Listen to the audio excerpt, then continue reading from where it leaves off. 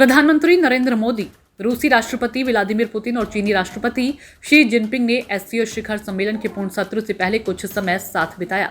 इस दौरान तीनों ही नेता एक दूसरे से हल्के फुल्के अंदाज में हंसी मजाक करते नजर आए। इस दौरान तीनों नेता हंसी ठहाके लगाते दिखाई दिए। इसके बाद पीएम मोदी और व्लादिमीर पुतिन एक साथ मंच की ओर चले गए। इस दौरान दोनों पाकिस्तानी प्रधानमंत्री शहबाज शरीफ के सामने से निकले, जो पहले से ही मंच पर फोटो सेशन के लिए खड़े थे। इस दौरान शहबाज की नजरें पीएम मोदी और पुतिन पर ही टिकी हुई थी। उनके चेहरे से बेबसी के भाव साफ जाहिर हो रहे थे।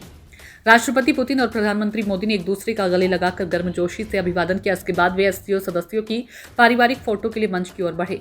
प्रधानमंत्री मोदी और राष्ट्रपति पुतिन के बीच ये मुलाकात उनकी द्विपक्षीय बैठक से पहले हुई, जो पूर्ण सत्र के बाद होने वाली है। इससे पहले प्रधानमंत्री मोदी ने एससीओ नेताओं के शिखर सम्मेलन से इतर चीनी राष्ट्रपति शी जिनपिंग के साथ द्विपक्षीय वार्ता की थी।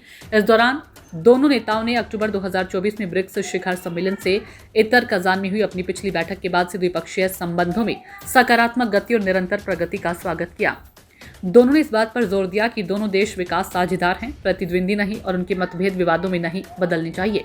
उन्होंने भारत और चीन के बीच आपसी सम्मान, आपसी हित और आपसी संवेदनशीलता पर आधारित एक स्थिर संबंध और सहयोग का आह्वान किया। दोनों ही नेता इस बात पर एक मत हुए कि दोनों देशों के अच्छे संबंध विकास और प्रगति के साथ साथ 21वीं सदी के रुझानों के अनुरूप एक बहुध्रुवीय विश्व और बहुध्रुवीय एशिया के लिए आवश्यक है।